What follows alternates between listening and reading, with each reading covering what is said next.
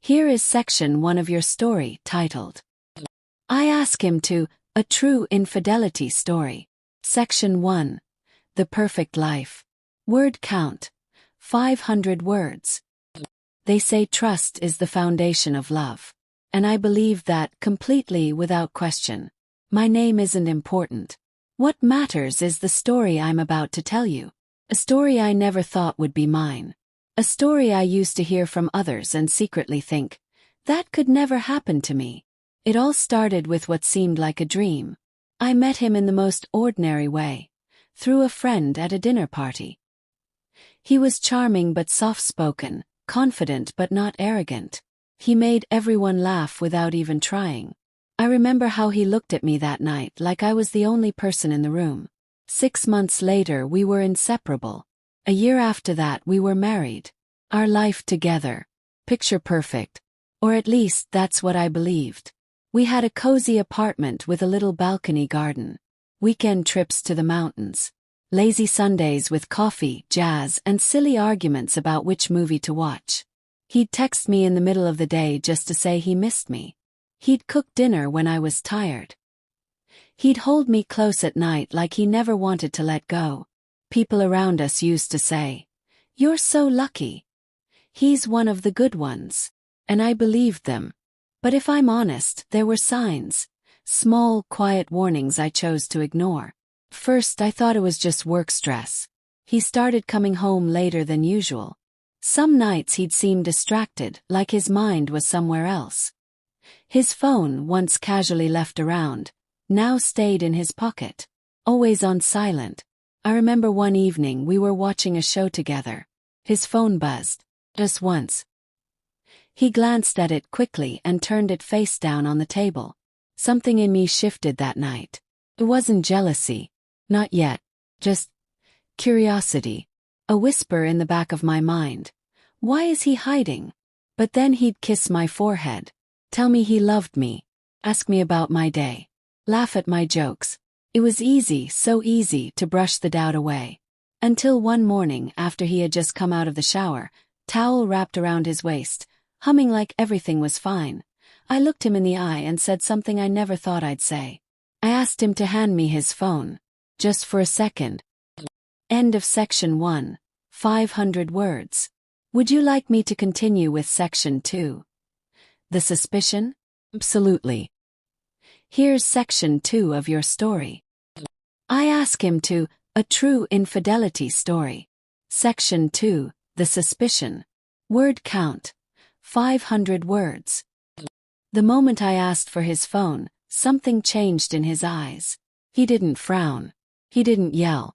But there was a hesitation, a flash of discomfort that came and went too quickly for him to hide. He laughed it off, tousled his hair with one hand and said, "Why do you want it?" I smiled, trying to seem casual. "I just wanted to see that picture we took at the lake last weekend. You never sent it to me." He paused again. "I'll send it now." "No, it's fine," I replied, reaching out gently. "Just show me." He hesitated again. Then came the excuses. "It's charging. I need to leave for work. I'll give it to you later, okay?" None of them made sense. And I wasn't asking for much. Just a single photo. But in that short, strange moment, my world tilted slightly. I couldn't explain it. Just a tightness in my chest that hadn't been there before. Something wasn't right. I didn't bring it up again that day. I didn't accuse. I didn't cry. But I started watching. Over the next few weeks I became quiet. Observant. His phone never left his side now. At dinner, while watching TV, even in the bathroom. Always face down. Always locked. He stopped texting me sweet nothings. He seemed more tired, less present. He smiled less. He touched me less. Something invisible, yet cold, had wedged itself between us. Still I question myself. Maybe I'm overthinking. Maybe I'm just insecure. I hated that I had to question the man I married. The man who once danced with me in the rain because I said I missed summer storms. But doubt is a poison, it spreads slowly. One night, while folding laundry, I found a receipt in his pocket. A dinner bill for two. A high-end restaurant I had never been to. It wasn't a work dinner.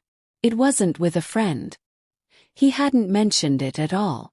I felt a chill run down my spine. I confided in my best friend, Mia. She listened quietly, then said the words I was too afraid to admit to myself. Maybe there's something going on. I stared at her, hoping she'd laugh and say I was being silly. But she didn't.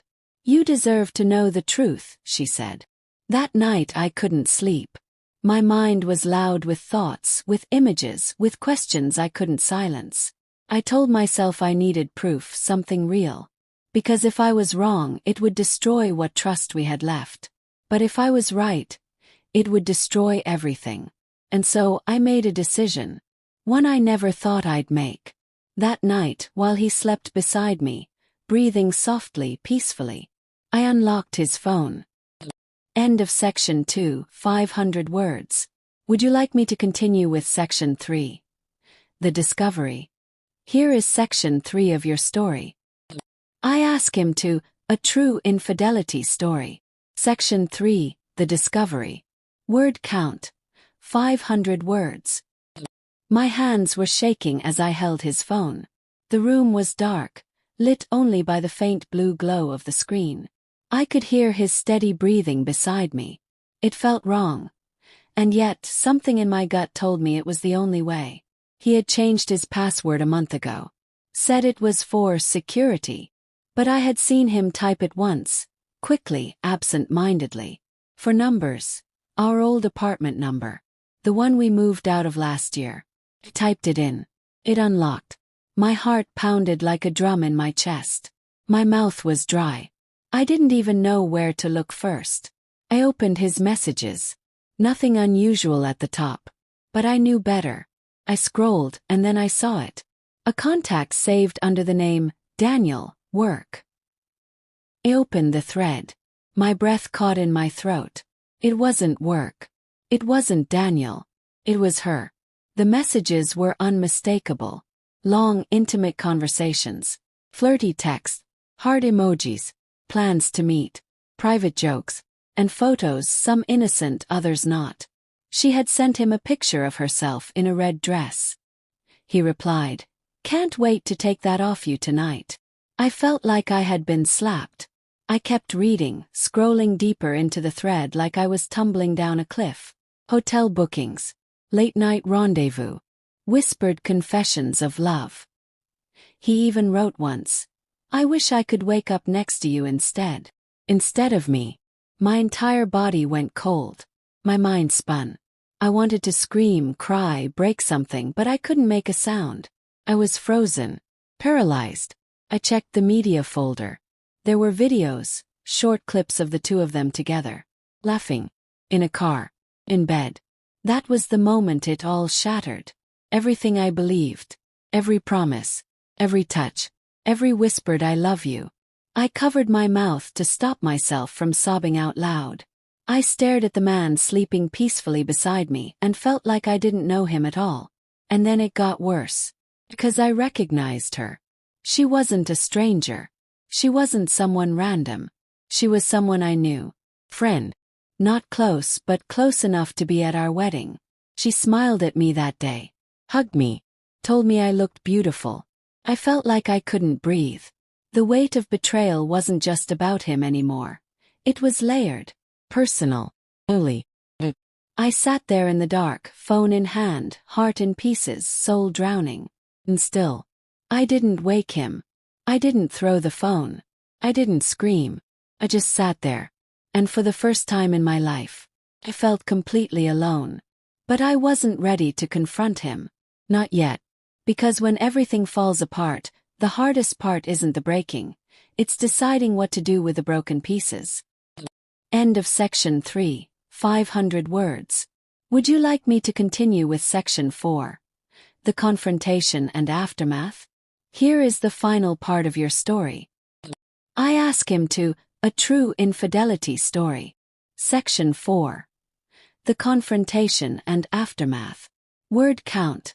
500 words. The next morning, the sun rose like nothing had happened. Birds chirped outside the window. The kettle whistled. He smiled at me over his coffee mug like everything was fine. Smiled back. I didn't feel fine. Inside I was screaming. But outside, I was calm. Calm. I spent the day thinking, remembering every lie he told, every moment I ignored my gut, every time I chose love over logic. I wasn't ready to explode. I wanted answers. And more than anything, I wanted to watch him choose his words when there was nowhere left to hide. That evening, I waited until we were alone. No noise. No distractions. He was sitting on the couch, scrolling through his phone. I sat across from him. My voice was steady. I know. He looked up. Confused. Know what? I know about her. I know everything. The texts. The hotels. The videos. He froze. For a moment he said nothing. No denial. Just silence. Then came the stammering. It's not what you think. I made a mistake. It didn't mean anything. It just happened. The classic lines. I stared at him deadpan. You told her you wished you could wake up next to her. That's not a mistake. That's a choice. He put his head in his hands. I didn't mean to hurt you. But you did, I said quietly. And not just once. Over and over again. You looked me in the eye every day and pretended to love me, knowing you were lying. He looked up at me then, tears in his eyes. Maybe they were real. Maybe they weren't. I didn't care anymore. I wasn't looking for an apology. I was looking for closure. You could have just left me, I said. You could have told me you weren't happy. I might have been devastated, but at least it would have been honest. He tried to reach for my hand. Pulled away. There's nothing left to fix. The truth didn't just ruin our marriage.